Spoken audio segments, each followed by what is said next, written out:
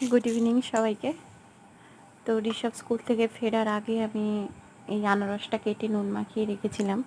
অতিরিক্ত টক, তাই একটু চিনিও দিয়েছিলাম, কিন্তু জুস আছে প্রচুর। এই যে দেখুন, এই যে রসে ভরা। নুন আর চিনিটা দিতে খেতে ভালোই লাগছিল। তারপরে ঋষভ স্কুল থেকে ফেরার পরে দুজনে ভাবলাম যে একটু ম্যাগি বানাই। তাহলে আমি, আমার শাশুড়ি মা আর ঋষভের জন্য ঝটপট করে একটু ম্যাগি বানিয়ে নিয়েছি। মা সন্ধে দিতে গেছে, আসুক, এলে মা খাবে, আমি আর ঋষভ এখন কেমন খেতে হয়েছে? ভালো, পেট ভরে কেন? দু হাত দিয়ে ধরছো কেন গো? ভিডিওগুলো পাশে থাকলে একটু কমেন্ট করুন, শেয়ার করুন।